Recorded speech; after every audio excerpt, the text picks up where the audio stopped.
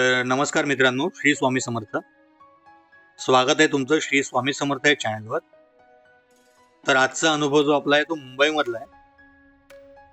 त्यांनी स्वतः मला मेसेज करून, मेल करून तो अनुभव पाठवला आणि सांगितलं की दादा, माझा अनुभव असा असा आहे, पण प्लीज माझं नाव डिस्क्लोज करू नको, सरनेम वगैरे काहीच. तर मी म्हणालो ठीक आहे, मी एक वेगळ्या नावाने तुमच्यासमोर त्याचा अनुभव सांगणार आहे. तर चला सुरू करूया.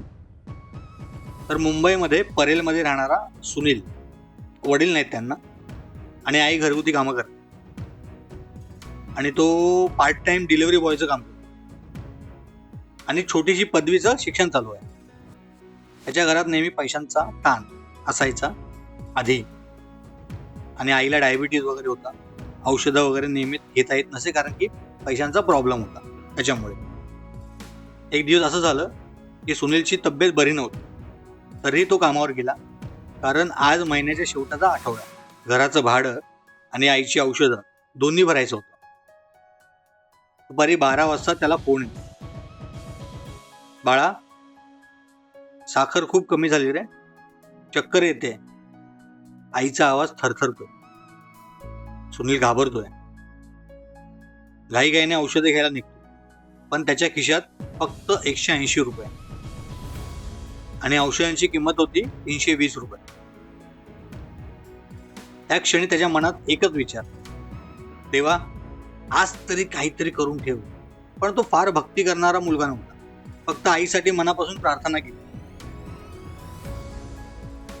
त्याला एक नवीन लोकेशन मिळतं, त्र्यंबकेश्वर सोसायटी, बी विंग. तो तेथे पोहोचतो. सोसायटी जुनी असते. 3ऱ्या मजल्यावरील दरवाजा उघडतो.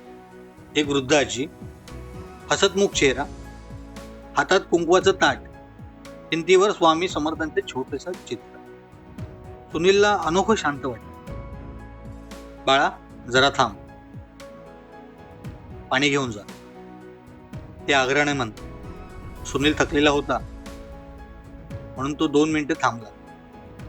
आजीने विचारलं, काय रे, एवढा घाबरलास का? काही टेन्शन आहे का? तो म्हणाला, काही नाही आजी, घरात थोडी अडचण आहे. तो जास्त बोलू इच्छित नव्हता, पण तरी आजी हसून म्हणाली, बाळा स्वामी समर्थांवर सोड सगळं. कधी कधी आपण जे बोलत नाही तेही देव समजतो. हे वाक्य ऐकून त्याच्या अंगावर शहारे आले. तो न बोलता फक्त स्मित करतो. सुनील खाली उतरून बाईक पर्यंत पोहोचतो. तेवढ्यात डिलिव्हरी ॲपवर मेसेज येतो, टिप रिसिव्ड 150 रुपीज.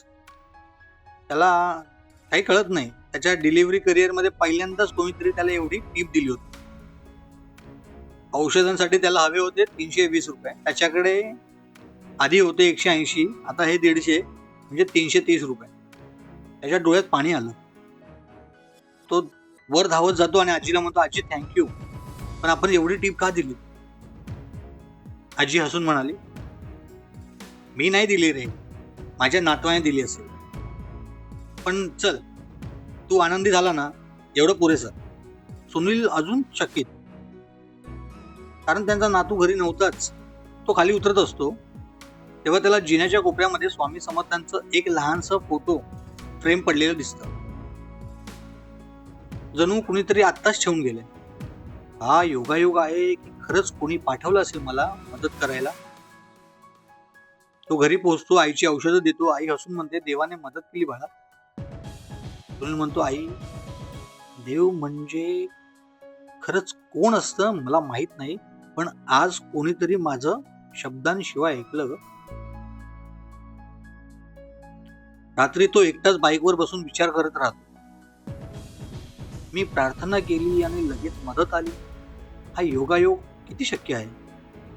सुनील हा कधी भक्ती करणारा मुलगा नव्हता, पण त्या दिवसानंतर तो नेहमी स्वामींच्या फोटोसमोर शांत बसायचा. त्याच्या आयुष्यात काही मोठे चमत्कार नाही घडले, पण त्या क्षणी त्याला जाणवलं, देव चमत्कार करत नाही, देव परिस्थितीत लोकांना पाठवतो. त्याचा स्वामी अनुभव इतका साधा होता की खरा वाटावा, पण मनाला खोल स्पर्श करणारा. आणि काही दिवसानंतर सुनीलला त्याच्या डिलिव्हरी कंपनीमध्ये बोलवतात की तुझं प्रमोशन झालं, तू आता डिलिव्हरी बॉयचं काम नाही करायचं, तू आता सगळ्या डिलिव्हरी बॉईजना हँडल करायचं. आणि सुपरवायझर म्हणून त्याचं प्रमोशन झालं होतं, त्याचा पगार देखील वाढला होता आणि तो परमनंट झाला होता.